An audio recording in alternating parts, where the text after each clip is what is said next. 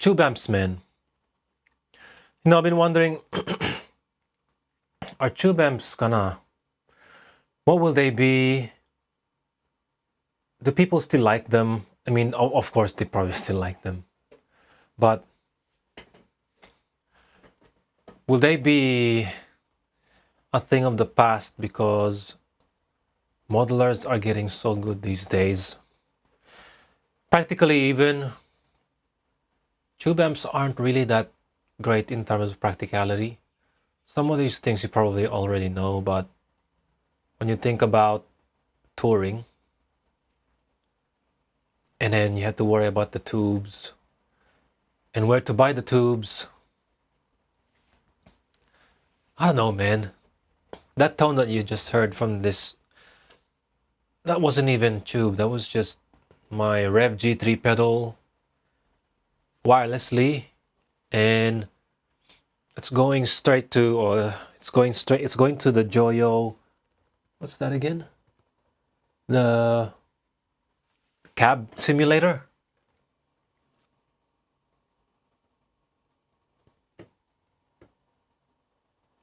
Cab box, that's the one. Joyo cab box with a Soldano 412 preset. Before, well, not before. I'm using that cab box when I'm recording or when I am on my computer. Downstairs on my garage, I have tube amps. I have my Marshall JVM 410 and a little 15 watt Marshall head at DSL 15 or something like that. I don't even remember. And I don't really use them. I also have a little Blackstar HT5R. It's kind of like a semi-valve amp. There's one tube in there. I forgot if it was the preamp tube. I think it's a power amp tube. A little power amp tube, right? 12BH7 or something. I barely use any of those tube amps, even at home. And I don't think I will use tube amps again, because only because of the tube factor. And they do sound good, the tube amps, but because of how some of the gear is these days, like the Rev G3 pedal, that's an old pedal as well. It's not like one of those new ones. The new ones are so, I even saw on YouTube videos, they have those amp capturing little pedals. Used to be the Kemper, the big ones, and then it does that thing. I think the XFX at that time did that too, but now you have that in a little thing, and people are getting shocked by it. They are, they are amazed by how good those little things are. And my band has recorded a 2 singles with our usual studio, our producer, pardon me. And this guy used to be a amp proponent. He used to be a, what would you call it, purist, or he was loyal to tubes back in the day, and he wouldn't even let XFX be. He wouldn't even let he wouldn't really. He favored it to XFX at that time. But now, throughout the years, I've observed as he changed his position on that. He went from tube amps, and then at some point he started using the Kemper, started profiling with that, and then started recording using Kemper captured tones. And then the last time we recorded with him, he was already using he wasn't even using any amps at all. I was surprised, but I wasn't like demanding or asking if I could use a real amp. I just ran with it, you know, because we keep an open mind around here, don't we? Because I'm just a simple guy. I don't know everything, and I thought, yeah, let's. I was thinking, let's see where this goes, because at the end of the day, if it's good enough for this professional who has a big reputation, Chris Blancato, by the way, Chris Blancato Studios, Sydney, Australia. Anyway, he just he just put this Yamaha, one of the big monitor speaker, HS7 or something, or NS10 or something like that, as just to point to me. That's basically my my monitor, right? To monitor my tones as I record the takes. And we weren't using amps. We were just using. He just DI'd my signal, and then he would just use a program in Apple, and these had you could choose different tones, and then we were just running through tones, kind of like which amp sim do I like, and then we sort of agreed on a certain tone. I don't even know what it is, but it. I remember we were discussing how we were gonna come up with the tone, and he even said, and I sort of agree with him, in, I chuckled in agreement, saying that when he said, these days it's not so important in finding the best tone possible, it's just finding out which tone was the least garbage tone, or us, not the least, but the tone that was not garbage, right? And I thought, oh yeah, that makes sense. A tone that works, basically. And so we ran with that, and then the end result was pretty good. I gotta say, it's pretty good. But no amp, bro, no amp. Just amp sim, plug in. All I had to do was, I didn't even, yeah, all I had to do is use a guitar, a Fishman Fluence loaded guitar with Evertune, so that this was, I was using his guitar as well. I only used this one to record a solo. But yeah, his guitar, I used. He has a few guitars that was loaded with Fishman Fluence and Evertune bridge, because you know tuning stability is important, and also the Fishman Fluence, because I think his reasoning to that was uniformity in tone, or I don't remember, but it was probably something practical like that. But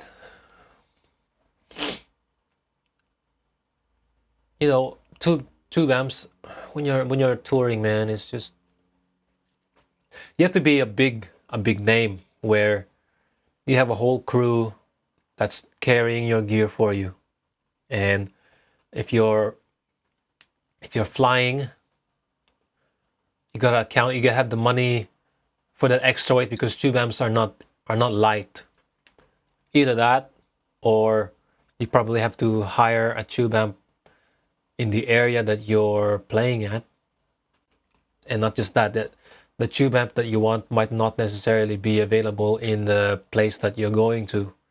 So you're going to have to choose the one that's as close as you can to the tube amp that you have. And who knows, are you even going, whatever they have, are you even going to be familiar with them? You're gonna use a Marshall, and then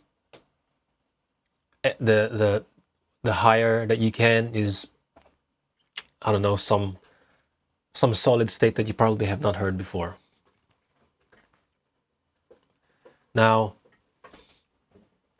the touring setup that I use, I just use my pedal board here, and I use the Rev G3 as the main distortion, an OD808, Maxon OD808, to not as a pre-gain boost like the metalheads totally use, so that they can have a tighter tone and all that. It's the OD808 is after the Rev G3, so that when I need to have a loud solo tone. It's just there to put the volume up and also to add a little bit of mid-range, because the OD808 seems to have that mid-range bump that I can use. And then just a little AC exotic FX AC booster as my in between tone, in between clean and rhythm, like an overdriven light drive kind of tone. And a Strymon OB1 compressor with a 6-band EQ for my clean tone. A little Joyo Gate of Khan. I like that thing by the Gate of Khan because I love how it's one knob and it's easy. It's effective in the noise cancellation. It works almost like an ISP decimator with the early one knob ISP decimator, but it's small, and I like how it has that lid, to cover the controls. And what's this one? I have the reverb space or something. What is it? Deep space reverb type thing. Similar to, I think it's a Joyo Ironman type pedal. It's basic, and then I have a Joyo PLX8, so that there's like a what is this called? A channel switching system, where it's like an A, B, C, D. So A, for example, it puts the AC booster and it puts the 6-band EQ and the compressor to the signal. B is for the AC booster for the light drive tone. C is for the Rev G3 for my main rhythm tone, and the D is the Rev G3 and OD808 for my solo tone. So it's a four switcher thing, and I'm connected wirelessly with my Shure GLXD 16, and then that goes to my orange pedal baby. The thing I like about the orange pedal baby is it's 100 watts of, what was it, class AB power, and it sounds big, right? It doesn't sound like when I was even when I was plugging it. I used to plug this into my Marshall DSL-15. I think it's a DSL-15, the little one, and it sounds kind of anemic for some reason, like it doesn't have enough headroom. Of course it doesn't, because it is 15 watts after all. But the orange pedal baby it's like the perfect pedal preamp for me. There's no tubes in it. It's a solid state class AB. Pretty good preamp in there too, and it's so small it fits in my backpack. My backpack where I have my gadgets, my gig stuff, my gig related stuff. So these days I'm just all for practicality, man. I'm not a famous musician or anything like that. I like to play. I just like to play on stage, and I like practicality these days while still maintaining good tone. I'm not just gonna have, like, if I was fully practical, I would probably just go for a cheap distortion pedal and then have crappy sounding, I don't know, Line 6 Spider distortion. I mean, come on. The Line 6 Spider, what was it? Those cheap solid state amps from 2000. It's a long time ago, but they were objectively bad. You gotta admit, man. It was just unpleasant no matter what I do with the EQ. It's just so very, very robotic and all. So another thing I wanted to talk about is that when you've seen those comparison videos on YouTube about how they're comparing the sound of, especially the latest one now, the the anti 1992, the one that is based on the 6505 or something like that. Let's be honest, man. Some of you, including myself, when there are some A/B comparisons, and I couldn't, not that I couldn't tell. I could tell there was a subtle difference, but I couldn't just assume that A was the tube amp and B was the pedal, or vice versa. Because that's the other thing too. And I'm sure you've seen this too in yourself, when you've seen tube amp and their pedal counterpart, and then the pedal counterpart is actually pretty good. You couldn't even really decide which one was the tube, which one was the pedal. And that one, I pay attention to that too. And that's one of the things that contributed to me just not wanting to go for tube amps anymore. I would look at some tube amps on the guitar stores, or I would see videos about tube amps on YouTube, and I just, it's just, I want to click, but I'm just thinking, why am I going? I'm not even gonna be using tube amps in the near future, or at least not primarily using it in shows. But the thing is, even if you went to the store now, and then let's say you bought two PV6505s, right? Or two not PV, two EVHs, EVH 5150 Mark IIIs, whatever amp, two identical, bought from the store, boom, you bring it at home. Do you think they would sound the same? Like exactly the same? Or would you find that there are some subtle differences, but enough of a difference for you to notice? Even let's say if you listen to it as a simple guy like me, right? I could even buy two of the same amps. So let's say I have a decent clone pedal of a tube amp, like some kind of Marshall in a box type of pedal.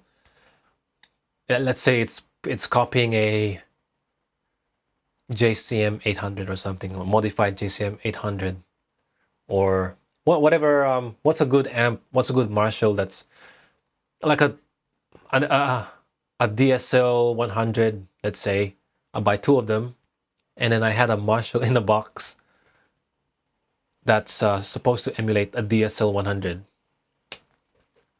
I could take those two amps that I bought, those two DSL 100s, record each of their sounds, right? DSL 100 number one, DSL 100 number two, take two different sounds, and then I go and make a video. I'll pick one of the sound. Let's say the sound that I like, or the sound that I least that I don't like as much, right?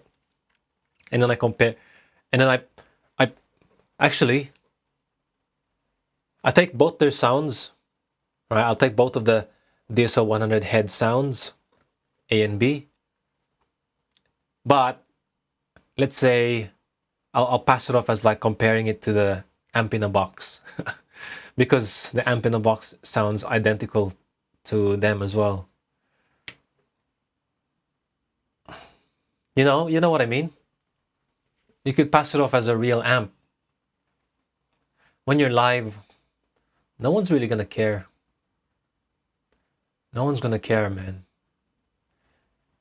If your tube amp was hidden, if you're in a gig and then your tube amp was hidden behind curtains or in a control room somewhere, people won't really ask you, oh man, sick tone. They might, some of the guitarists Like one of those nerdy guitarists might ask you, "Oh, sick tone, dude," but they won't know what amp you're using. They'll have no idea. They won't even know if you're using a pedal through an orange pedal baby. They have no idea what gear is being used. So what really are you using a tube amp for?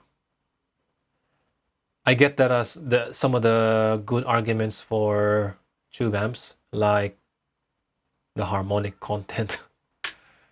Like, I don't know, bro. I don't even really know what that means. I think pedals these days and modelers and plugins can sort of give you that, and you probably, I don't know, when it really matters, it probably how do I say it? It probably doesn't really matter where it counts. If you when you're in stage, you're in the zone, the right song comes out, the it's a good crowd. I think you're gonna forget about your tone anyway. You're gonna forget about you're using a tube amp. Like the pedal is sounding so good for me, for example. The pedal is sounding so good. My setup is sounding pretty good, and doesn't matter to me. What other things are people liking about tube amps? What do people like about tube amps these days? What, tone? The harmonic content? The sag? Or what do people like about tube amps these days? Huh? When you think to yourself, when you think of your reason, think again. Is it practical? Does it matter where it counts? Because I just don't want to be worrying about power tubes and all that failing, and you have to handle it with care, with extra care. Even I mean, it's you gotta handle your gear with care, but extra care, because you're afraid that the tubes are gonna break. They are glass. Are they? I don't even know if they are some kind of reinforced glass, but it's fragile. So I don't know. I guess the only thing that is good with tube amps is just the price. It'll probably become sought after in the future. Look at what happened with Soldano, the old JCM 800 modded amps. You know, vintage tone, and then that's why it becomes I mean, it's part of me, but I'm not knocking the vintage tone. It sounds nice, but again, it can be emulated these days. Oh, but it's not that.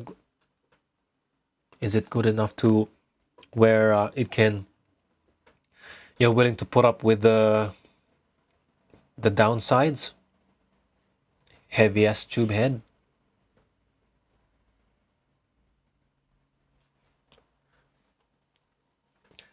I can probably be. You can tell me how you can convince me, I suppose, or change my mind about how I view tube amps. They do sound really good. The best tube amp that I've heard, or what? Not the best that I heard, but I've heard some really good tube amps, like the 6505, the PRS Archon. That's a good one. My old Bugera 333 XL. Some of you are like, oh, Bugera, oh, why do you have? It sounded good, man. Sounded really good. Now, granted, that amp is decommissioned at the moment because there's something wrong with the tube controller or something, where the tubes would one of the tubes would just get fried. I don't know what's wrong with it. Had it tried to have it fixed a few times, when the problem persists. But I'm sure there are some other Bulgara amps like that that are solid to this day. Anyway, yeah, tube amps, man. Of course, it's gonna be solid state amps, and the type of amps that I'm using, or the type of gear that I'm using, that's unreliable. But yeah, maybe, granted. But the benefits and the conveniences and the practicality, I think I'll choose this one for now. For now. I don't really want to use. I don't really want to go and buy one of those footboard modelers, because there's so many of them, and I don't want. I wish someone I wish someone I know had that, and I could borrow one of them, and then I could, you know, and then someone else had a different floor modeler that I can borrow, and I can test it that way. Because the only way I'm gonna be testing that stuff is properly is for me to buy it and then test it long term, and it's time consuming, and I think the time that could be used for practice as well, and I don't know, content creation and stuff. But I don't know, I guess it can be used for content, but I'm happy with my gear at the moment. Are you happy with your gear? Yeah? What do you have, man? And why do you like it? So I could be completely off about everything I'm saying. I'd like to think that I'm at least, I got a good point for at least one thing. But what do you think? Because when it comes to application, in practice, I got the tone is pretty good. Like,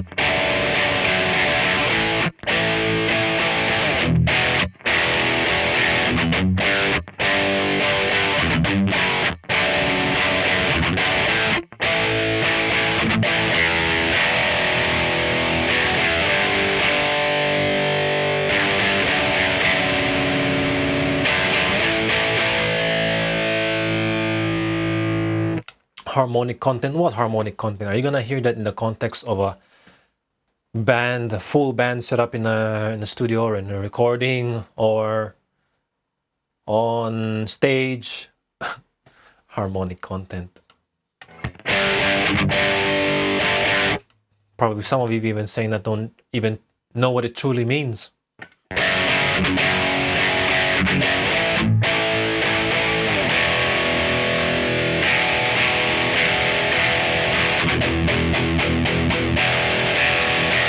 Like, I have no idea if there's that harmonic content in this. Probably does, probably doesn't. But I love the tone of this.